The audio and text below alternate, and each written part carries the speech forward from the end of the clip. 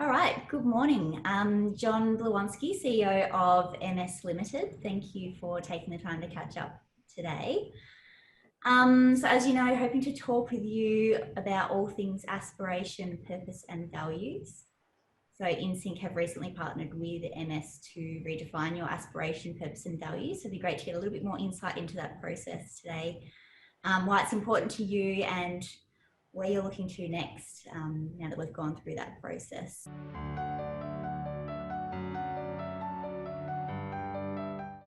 I think the initial catalyst really for us to look at it at the time, we referred to it as our mission and vision, and it morphed into aspiration and purpose through the process, was a new strategic directions and a new agenda for the organisation. MSL has effectively been doing what it's doing really well for 60 odd years, but the board decided towards the beginning of 2019 that we needed to look at a strategic refresh and to see whether I suppose the offerings to our clients in the new consumer-directed world were still relevant, and ultimately whether what we were doing was going to be sustainable into the future. So we set about really a 6 to 9 month process on developing a new set of strategic directions, and it became really evident through the 40 odd consultations I think we had up and down the east coast of Australia with consumers, with staff, with other providers, that really, we need to change a few things and we needed to become more contemporary, more relevant, and a big part of that was ownership of those new directions by the team. And I use that term quite broadly. That includes staff, volunteers, service recipients, the board, and so on, all of us together as a team. As we went through our strategic planning process, and we set that up in a framework of being informed by significant consultation. So we talked to staff, we talked to volunteers, carers, people living with MS, obviously, referring neurologists, other organisations, government, and the like. And we set ourselves a new direction as an organisation through that process. And more, as we continued those conversations, it became clear that the existing mission and vision weren't necessarily aligned to where we were heading. They were a bit generic, I suppose, is a fair way to describe it. And as I said earlier, the thing that concerned me most was, particularly with staff, they weren't able to resonate clearly or understand clearly how the vision and mission related to their role on a day-to-day basis within the organisation. So then the decision was made that this needed to be a significant part of developing our future direction, getting an aligned staff and engaged staff committed to delivering the services we wanted to deliver within a framework that we could all understand and own. So, as I said, through that renewal of our strategic directions, we identified some key opportunities for the organisation. And a big one was really that we wanted to deliver services that were relevant for the current person living with MS, if you like. Because the journey for people living with MS has changed remarkably over the last 20 years, 10, even 5 years. So somebody diagnosed today has a completely different prognosis to somebody previously in terms of our service response and so forth. And what we did discover on that journey, in fact, that many of the services we could provide into the future not only had relevance for people living with MS, but in fact for people living with a broad range of neurological disorders. And that led us down the path of thinking, well, if we could offer services to people living with other neurological disorders and in effect grow some level of scale, then the beneficiaries would ultimately be people living with MS. It meant that we could offer allied health programs. It meant that we could look at our infrastructure. It meant that we could look at our, I suppose, the cost of our service delivery and so forth, because we've grown this scale. So our strategic directions were leading us down this path of saying, let's look beyond MS to be broader neurological. So in that context, the existing purpose or vision, if you like, was resonating pretty loudly that it wasn't quite contemporary. It was all about finding, responding to MS and finding a cure to MS. So we were talking broad neurological. So we thought it was really important, Sophie, for us to go back to the team and say, okay, in the light of where we've said we want to go, how valid now is our mission and vision?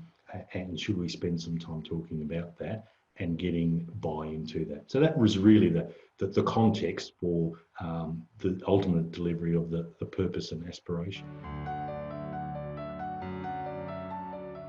So I've been with the organisation now a little over 2 years, and I suppose I'm not sure when the previous vision and mission were developed, but the other thing that really stood out was nobody could really, I suppose, articulate what the previous values and that mission and vision were in terms of their own role. And to me, that was the key thing, not only where we wanted to go, but did people understand how the mission and vision reflected what they were doing on a day-to-day basis. And so that's what we were really keen to address, that people could resonate with a new set of values, a purpose, and an aspiration that we're all buying into the future. And I suppose given that we were doing it in the context of COVID-19, it became really more important that people felt this sense of connectedness, that we're all on this journey together. Everything that was happening externally and how that was impacting upon us. You know, we, as most organisations did, moved 300 or 400 staff to working from home, virtual connection overnight. A dramatic change for the organisation.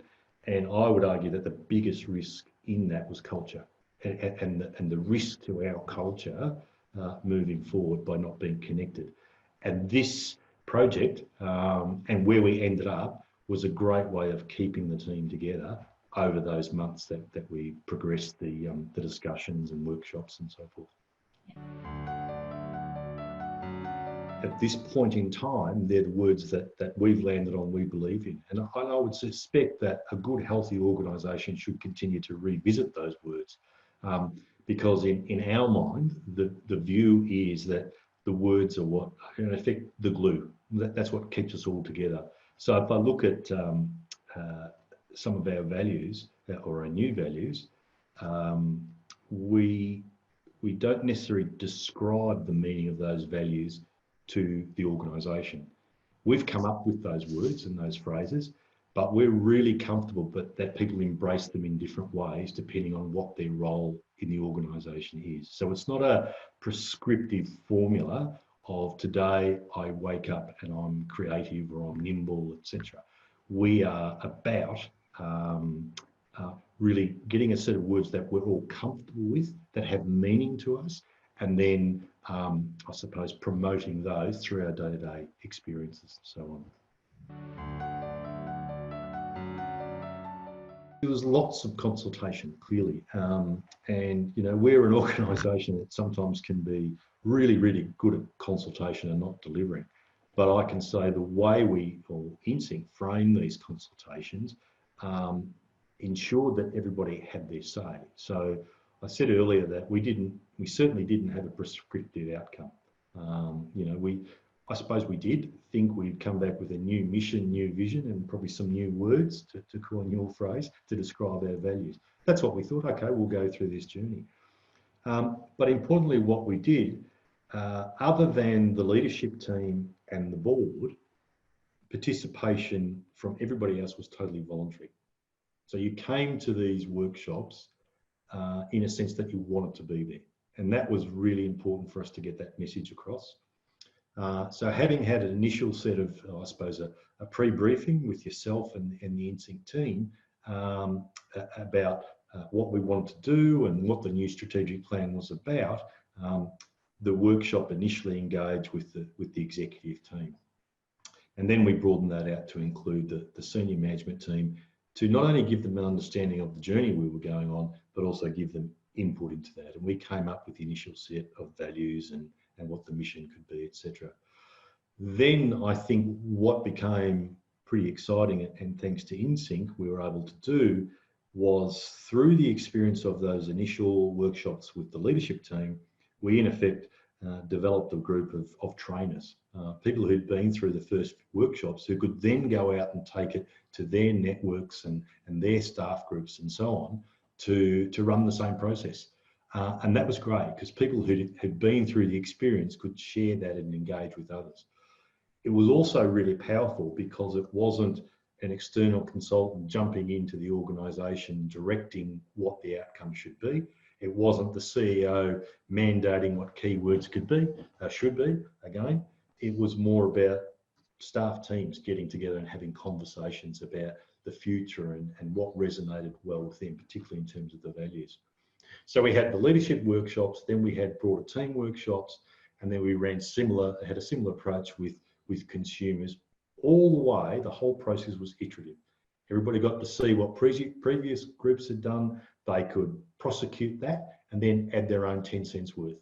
And then the next group made it 20 cents worth. And we got better and better and better at it, I think, in terms of what was coming through.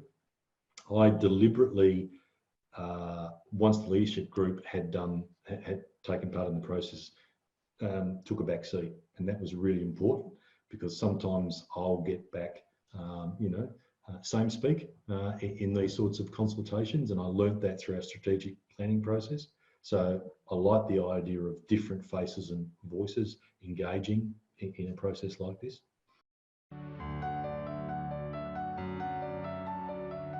When we came to the final workshop with the board, okay, this had been through months of discussion and so forth.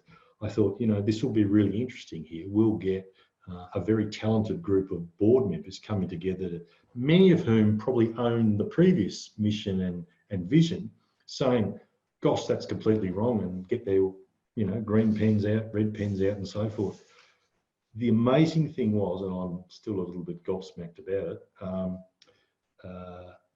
you and Nick, Sophie, came along to that board meeting, talked through the journey, just as I have been talking through now.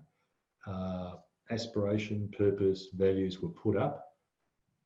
I think within 10 minutes, and I'm not exaggerating that, 10 minutes in an hourly session, I think the chair, his words were, if everybody owns it to the extent that we're hearing, why wouldn't we just adopt it as it is? And I think that's great because that's listening, right? So we'd set this up. So obviously the board had a notion of what we were doing. We'd set this up that everybody could input. But what it said to me was they recognised that many hundreds of people had inputted into this process, and it was no longer about wordsmithing. What they were really interested in, and I'm sure we'll get to talk about that, was this is great, team. Now how are you going to embed it? We like it.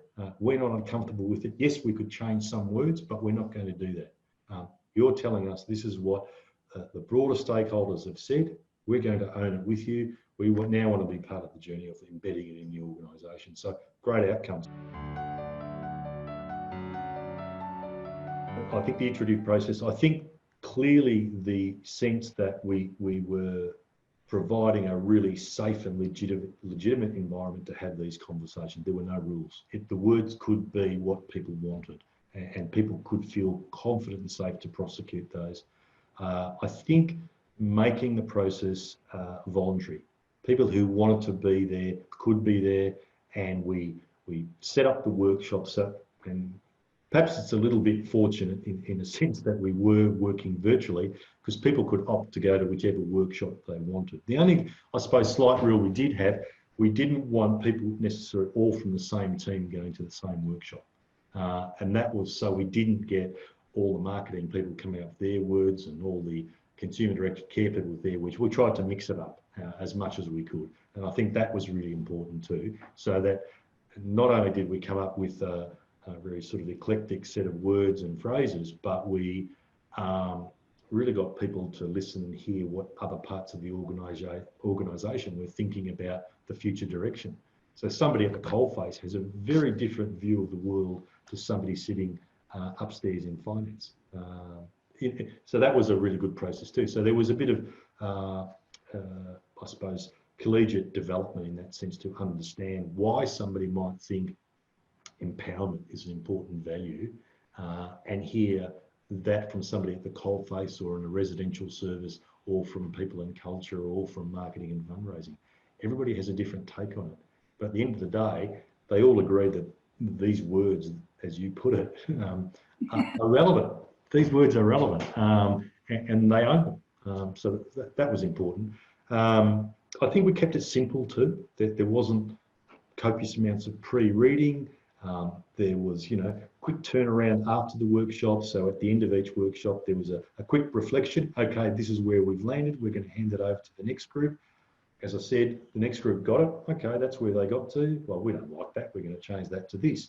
But quick summary at the end and off it went. It kept going through the organisation, both up and down and horizontally, which was a really good part of the process. The other good thing was we kept it in a relatively short time frame. So it wasn't a thing, strategic planning, that took us, as I said, 6 to 9 months. And it can seem a bit disjointed while you're off doing different things. This was good. And through my weekly staff updates, I would send an email out to just say where we're up to, what are we doing next, etc. So people sort of got that, oh, it's gone over to that group or it's over here. And so we tried to keep it connected through the journey. We did do a lot of talking about contemporising the organisation through the strategic planning process, that it needed to be relevant today and not necessarily what previous expectations were about an organisation like Multiple Sclerosis Limited. Because, as I talked about, if for no other reason, the person living with MS today is quite different to one 5, 10, 20 years ago. So in the context of challenging our organisation through the strategic planning process to be thinking about being more dynamic and more responsive to our community, that's become part of our language, and that's what we try to do. So when we challenged them to revisit the mission and vision, and we started trying to put the new words and phrases under that, what sort of stood out was, in fact, that the heading on top of the page was quite same. That's what we were talking about 60 years ago. We got to a point where people were so engaged with the process and coming up with new words that were responsive to where we want to go, but they look at the top of the page and there were words of mission and vision, which they felt were keeping them back, in a sense, back to that 10, 20 years ago. So the various teams played with those words, and we went away from mission and we came back with purpose. And we went away from vision and we came back with aspiration. What do we want to be? What are we aspiring to do through this new strategic plan? And how are we going to get there?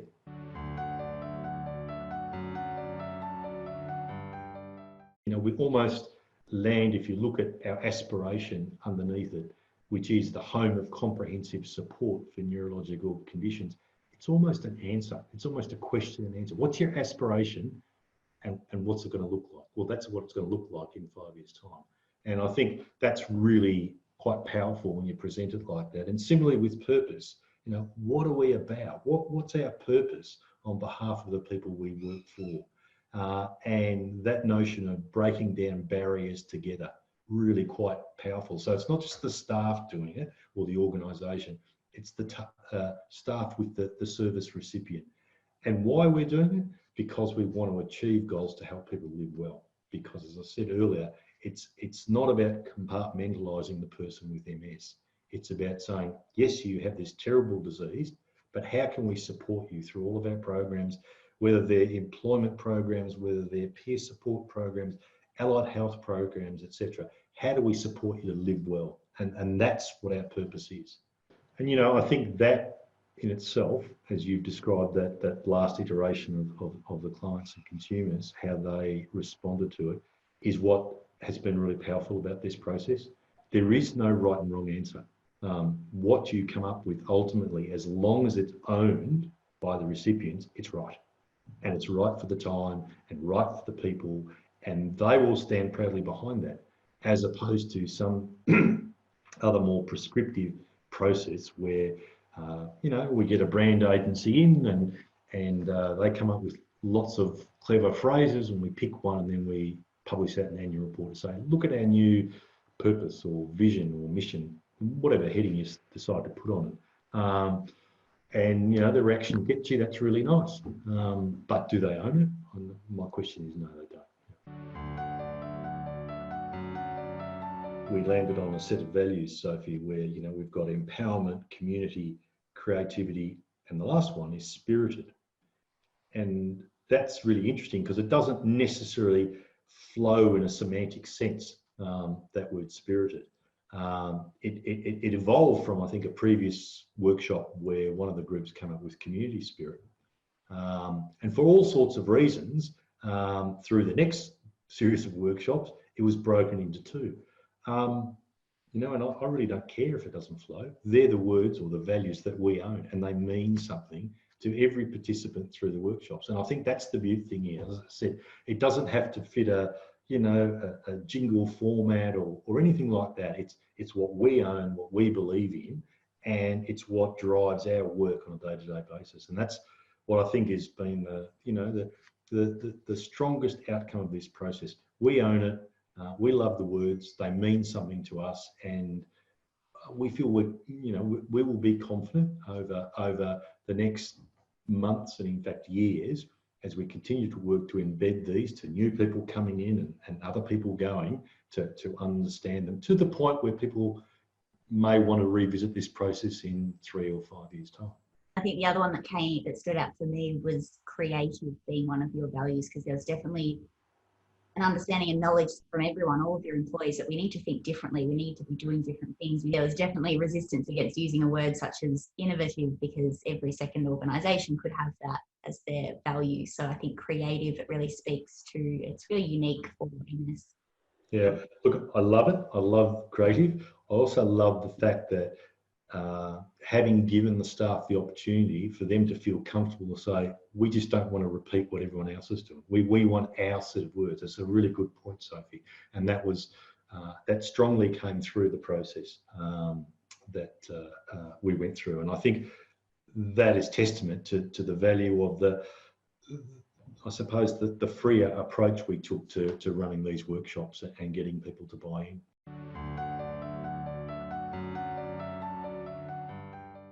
We're actually doing a lot of talking about this at the moment, about the best way to embed the aspiration, the purpose and the values. And there'll be all the traditional ways. It'll be published in annual reports and on our letterheads and all those sorts of things. And we'll do that, and our comms team will do that really well.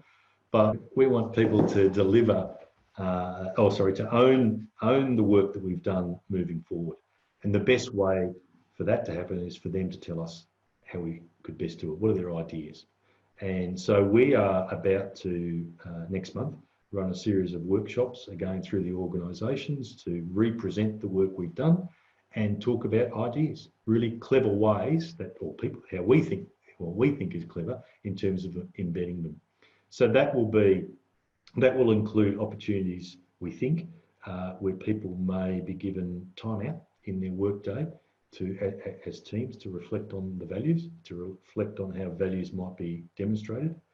They will be given the opportunity to communicate to other parts of the organisation as to how the values and the purpose and the aspiration is being delivered. We will allow them to use their creativity, one of our key values, to embed these. So it'll be about continuing conversations.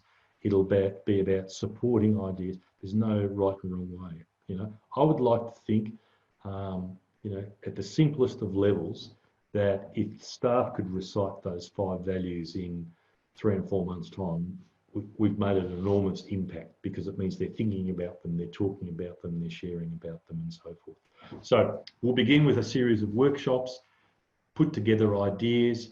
We may even look at a sort of an ongoing working party that drives this through the organisations. There's some thought about whether respective teams could go away and come up with how they model them. To date, the sorts of ideas we've come up with already, simple things around at the bottom of each monthly report, a manager reflecting on how the values have been lived by their team, or opening a meeting up with talking to the people around the meeting, how people have shared the values. Having been through this process previously, In other organisations, what has excited me is when people have really gone outside the square. I've had a manager in the past who took all the numbers off his meeting rooms in his local hub and renamed them all with the values. So people could no longer book room 1, they booked the empowerment room or the creativity room and so forth. They're the sorts of things we want the teams to come up with. It would be too easy for me to say we're now going to do A, B, C, D, but it would be contrary to the whole process of bringing people along on a journey around owning values. For my own part, I can say that one of the things that I do each month, which I enjoy immensely, is to meet with all of our new staff, our new starters. And part of that is not to tell them all about pay slips and various policies and things. There are other people far more equipped to do that, but I like to have a conversation with them about why they came to work in the organisation. And in their, searching of the website, etc., had they come across our new values or our values and what do they mean?